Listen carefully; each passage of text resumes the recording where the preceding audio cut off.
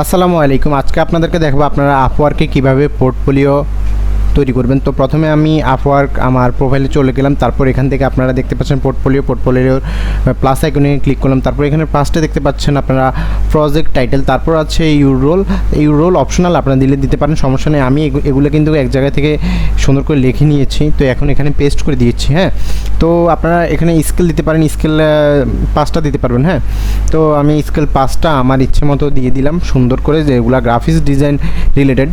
তো এগুলো সুন্দর করে দিয়ে দেওয়ার পরে কিন্তু আপনাদের এখানে পাশে কিন্তু একটা অপশান থাকবে, এখানে আমি বিস্তারিত বলছি, ছবি দেওয়ার, ভিডিও দেওয়ার, টেক্সট দেওয়ার, তারপর লিঙ্ক আছে, এগুলো দিতে পারবেন, সমস্যা নাই।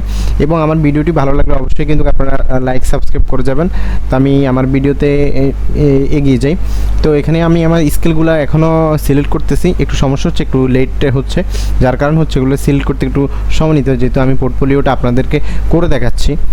তো এটা কিন্তু লাইভ করে দেখাচ্ছি, এটা আমার নিজের জন্য একটা পোর্টফোলিও তৈরি করেছি, ব্যানার। তো এই জন্য আমি এটা করতে একটু লেট করতেছি, একটু সময় নিয়ে কাজ করতেছি। তো এখানে আমার 3টা দেওয়া শেষ। তারপর এখানে একটু কষ্ট হয়, সেটা আপনাদেরকে বলেছি।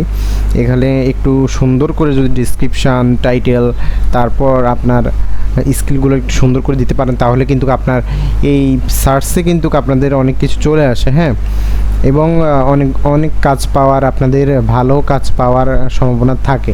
তো এখানে আমি একটা বাড়তি দিয়ে দিয়েছি, যার এখানে একটা ডিলিট করে দিব, আপনাদেরকে দেখাচ্ছি। তো ডিলিট করার পরে এখান থেকে আমি কিন্তু ছবিতে ক্লিক করলাম, তারপর এখান থেকে আমি আমার যে ছবিটা নিব সেটা আমি খুঁজে নিচ্ছি ফাইল থেকে। সরি, এটা আমার এখানে যে ফাইলটা এখানে নেই, ওটা উপরে। এবার ঠিক আছে, মোকআপ আমি প্রথমে মোকআপটা নিব, আপনারা মোকআপ করে নেবেন, তারপর জেপিজি মোকআপটা করে দেবেন, বা পিএনজি নিতে পারেন। আমি জেপিজি মোকআপটা করে নিব, তারপর জেপিজি মোকআপটা নিব, এবং জেপিজি আমার এডিট যেটা ব্যানারটা ওটা নিব, এবং জুম একটা ফাইল নিব। হ্যাঁ, আপনারা জুমটা করে নেবেন অবশ্যই, এটা করা খুব সহজ।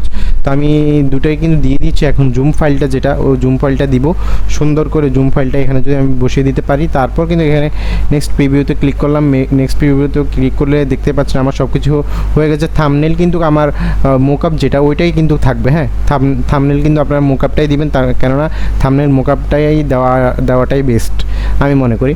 তারপর ডান দিয়ে দিবেন। এখন কিন্তু আমার এখানে পোর্টফোলিওটা হয়ে গিয়েছে। তো কেমন লেগেছে ভিডিওটি অবশ্যই আপনারা কমেন্ট করে জানাবেন, এবং আমার ভিডিওতে বেশি বেশি করে লাইক সাবস্ক্রাইব অবশ্যই করে জানাবেন। আমার কিন্তু সাবস্ক্রাইব কম, আপনারা যারা আমার ভিডিওটি দেখবেন সবাই অবশ্যই সাবস্ক্রাইব করবেন। সবাই ভালো থাকবেন, আল্লাহ হাফেজ, আসসালামু আলাইকুম।